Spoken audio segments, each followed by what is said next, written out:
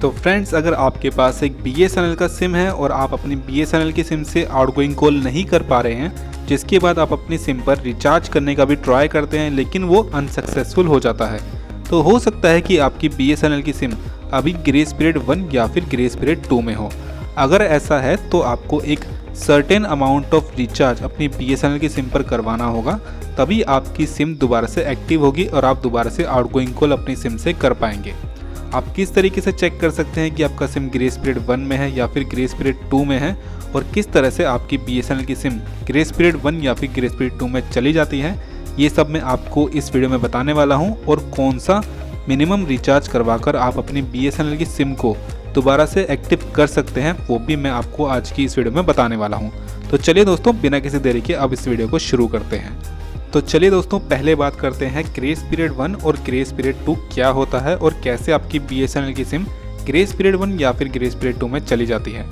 मान लेते हैं दोस्तों, आपने अपने सिम पर कोई X अमाउंट का रिचार्ज करवा रखा है, जिसकी आखिरी डेट है 20 अक्टूबर 2023, यानी कि 20 अक्टूबर 2023 को आपका वो रिचार्ज ख़त्म हो जाएगा।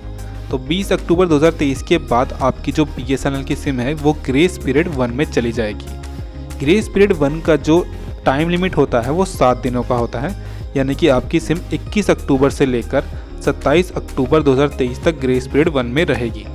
अगर इन 7 दिनों के अंदर आप अपनी सिम पर एक सर्टेन अमाउंट का रिचार्ज करवा लेते हैं तो आपकी सिम दोबारा से एक्टिव स्टेट में चली जाएगी। वो अमाउंट है 87 रुपीज़ का। आपको कम से कम 87 रुपीज़ का रिचार्ज अपनी सिम पर करवाना होगा, जिसके बाद आपकी सिम दोबारा से एक्टिव स्टेट में पहुंच जाएगी। ग्रेस पीरियड 1 में आप कोई भी आउटगोइंग कॉल अपनी सिम से नहीं कर पाएंगे, हालांकि आपको इनकमिंग SMS और इनकमिंग कॉल्स आते रहेंगे। इन 7 दिनों के अंदर भी अगर आप कम से कम 87 रुपये का रिचार्ज अपनी सिम पर नहीं करवाते हैं तो फिर आपकी सिम ग्रेस पीरियड 2 में चली जाएगी, यानी कि 28 अक्टूबर के बाद आपकी सिम पहुंच जाएगी ग्रेस पीरियड 2 में। और ग्रेस पीरियड 2 में आते ही आपकी सिम में इनकमिंग कॉल्स और इनकमिंग SMS आने भी बंद हो जाएंगे, यानी कि आपकी सिम पूरी तरह से यहाँ पे ब्लॉक हो जाएगी।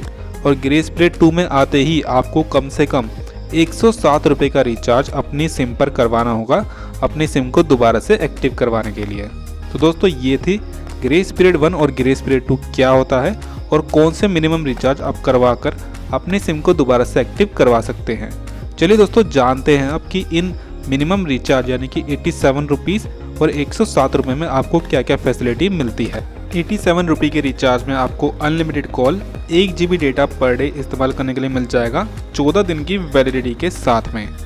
107 रुपये के रिचार्ज में आपको 200 मिनट मिल जाएंगे लोकल और STD कॉल करने के लिए।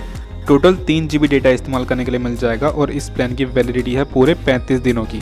साथ ही इसमें आपको फ्री BSNL ट्यून्स की फैसिलिटी भी इस्तेमाल करने के लिए मिल जाएगी।